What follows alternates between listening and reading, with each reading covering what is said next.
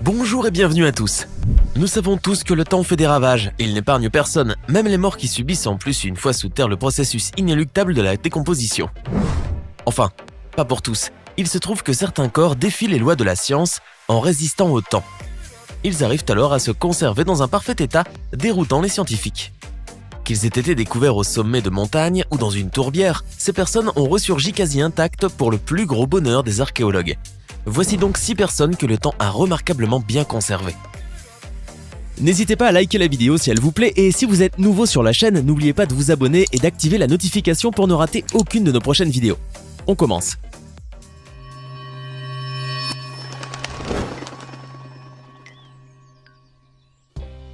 Au premier abord, la petite Rosalia Lombardo a l'air de faire une sieste, telle la Belle au bois dormant. Mais en réalité, cette petite fille est décédée il y a presque 100 ans. Née en 1918, Rosalia, originaire de Palerme en Sicile, décéda à l'âge de 2 ans en 1920 d'une pneumonie. Accablé par sa mort et lui vouant un amour inconditionnel, le père de la petite fille décida de faire appel à un célèbre embaumeur du nom d'Alfredo Salafia, car il voulait la garder près de lui et ne se résolut point à l'enterrer. La fillette momifiée gît aujourd'hui dans un sarcophage en verre rempli d'azote au sein des catacombes du couvent des Capucins à Palerme en Italie, aux côtés de 8000 autres momies couchées. C'est l'un des cadavres les mieux préservés de la planète grâce au travail d'Alfredo qui remplaça le sang de la petite avec du formol et traita son corps avec un mélange d'alcool, de glycérine, d'acide salicylique et de zinc, donnant lieu à un corps inaltérable qui continue de subjuguer le monde entier. Les rayons X ont montré des organes en excellent état. Au-delà de son incroyable préservation, le cadavre de Rosalia fait l'objet d'une légende. Toutes les personnes qui l'ont vue attestant qu'elle ouvre et ferme ses yeux. Une affirmation assez effarante que les savants expliquent simplement par la présence d'un jeu de lumière qui crée une illusion d'optique. Vieux de plus de 5000 ans, Ötzi est devenu depuis sa découverte un extraordinaire sujet d'étude pour les scientifiques. L'homme des glaces, comme on le surnomme, avait été retrouvé en 1991 par 2 alpinistes allemands à 3210 mètres d'altitude à la frontière italo-autrichienne, côté italien. Enseveli sous une couche de glace dans les Alpes de l'Ötztal, d'où son nom Ötzi, il y était resté plus de 53 siècles, ce qui a permis de le conserver. Il n'a été révélé que lorsqu'un vent type Föhn a fait fondre le glacier. Le quadragénaire est l'une des plus anciennes momies connues et certainement celle qui fait l'objet de plus d'hypothèses. En effet, les circonstances de la mort d'Ötzi demeurent quelque peu mystérieuses.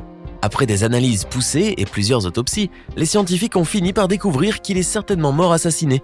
Un fragment de pointe de flèche dans sa région dorsale ayant été découvert, les scientifiques s'accordent à penser qu'on lui aurait tranché une artère, ce qui provoqua une mort rapide. Le motif du meurtre de Ötzi demeure flou, mais on est sûr qu'il n'a pas été tué pour être dépouillé. En effet, aux côtés de son corps remarquablement conservé pour son âge, des vêtements en cuir et en fourrure, des outils comme une hache en cuivre et des vivres ont été retrouvés. Peut-être s'agit-il alors d'un crime passionnel ou d'une vengeance. En tout cas, les scientifiques du monde entier continuent de se pencher sur son cas à l'Institut des momies et de l'homme des glaces, à Bolzano en Italie. Ce représentant du néolithique n'ayant pas encore révélé tous ses secrets. Avant de continuer, il est temps de faire une petite pause pour répondre à la question du jour. Vous êtes prêts ? Alors écoutez bien. Avec quelle lettre les Romains représentaient-ils le chiffre 500 ?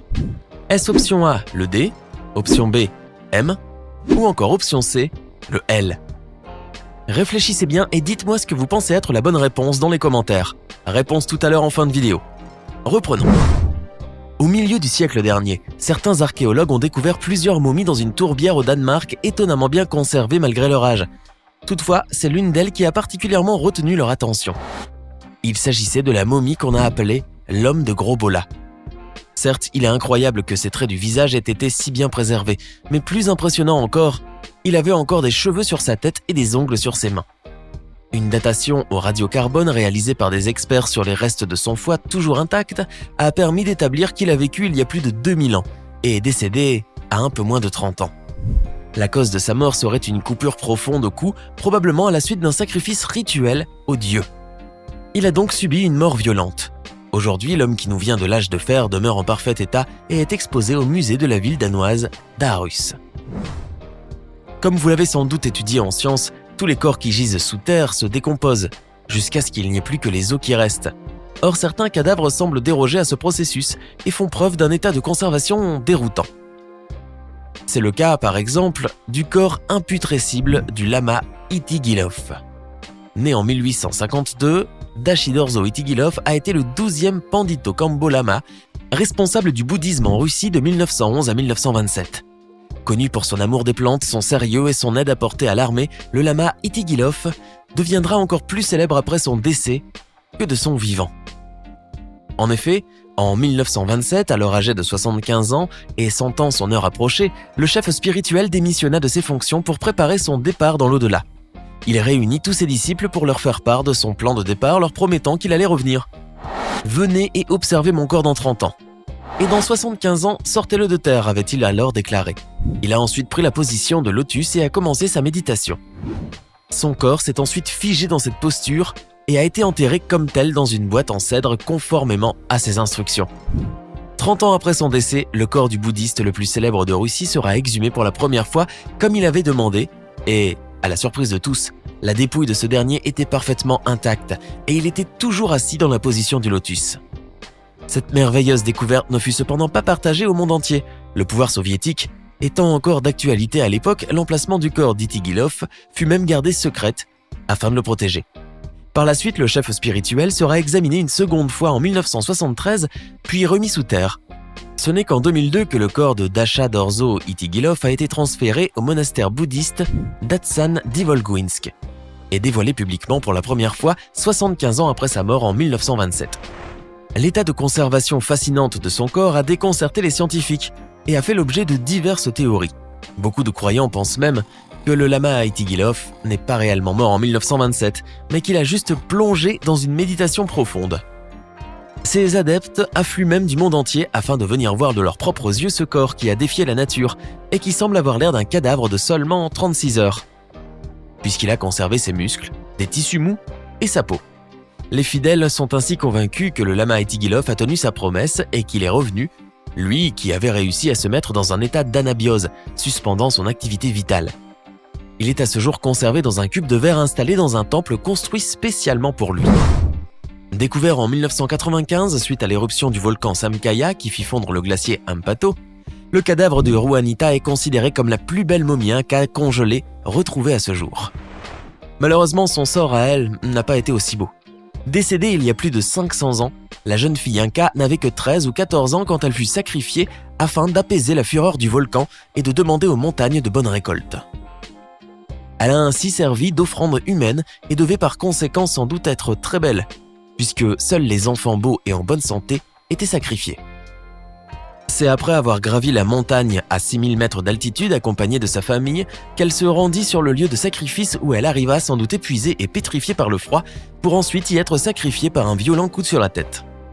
Elle fut ensuite enterrée à 4 mètres de profondeur en position fétale, entourée de divers objets, statuettes, eau de lama et autres. Son corps a été retrouvé le 8 septembre 1995 à 6300 mètres d'altitude par l'archéologue américain Johann Reinhard et son guide péruvien Miguel Zarat. Elle a été nommée Juanita en l'honneur d'un de ses découvreurs qui se prénommait Juan. La princesse des glaces repose aujourd'hui dans un caisson à -20 degrés dans le musée Sanctuarios Andinos à Arequipa au Pérou. À la suite de cette découverte macabre, Johann et Miguel sont retournés sur les lieux et ont retrouvé d'autres corps d'enfants qui ont eux aussi été offerts à la montagne que les Incas vénéraient. Alors que les Égyptiens d'antan imaginaient et appliquaient diverses méthodes de momification afin de conserver leurs morts, le cadavre de cet homme n'a pas eu besoin d'embaumement, puisqu'il est tout naturellement momifié. Découvert le 8 mai 1950 au Danemark, l'homme de Tolund a épaté par son parfait état de conservation, tant que certains ont même cru que l'homme venait d'être mis à mort récemment, puisqu'à son cou demeurait la corde avec laquelle il avait été pendu. Des analyses de pollen ont pu déterminer que le cadavre avait vécu entre 375 et 210 avant Jésus-Christ. Il était probablement originaire d'un peuple germanique et l'environnement où il a été retrouvé et les circonstances de sa mort portent à croire que l'homme est décédé lors d'un sacrifice humain. Il avait alors 30 à 40 ans. Durant l'âge de fer, les sacrifices humains étaient fréquents. Les dépouilles étaient alors jetées dans les tourbières accompagnées d'autres offrandes. C'est grâce aux tanins contenus dans les argiles bleues que les corps retrouvés sont parvenus intacts. L'homme de Tolund en est la preuve la plus saillante. Son état intact et ses doigts suggèrent qu'il occupait un rang social élevé et ne pratiquait pas de travail manuel. Aujourd'hui, ses restes sont entreposés au musée de Silkeborg, dans le Jutland. Lequel de ces cadavres est selon vous le mieux conservé ? Avez-vous déjà vu une momie de vos propres yeux dans un musée par exemple? Dites-nous tout dans les commentaires ci-dessous. Sinon, la numération romaine était un système de numérotation additive utilisé par les Romains de l'Antiquité.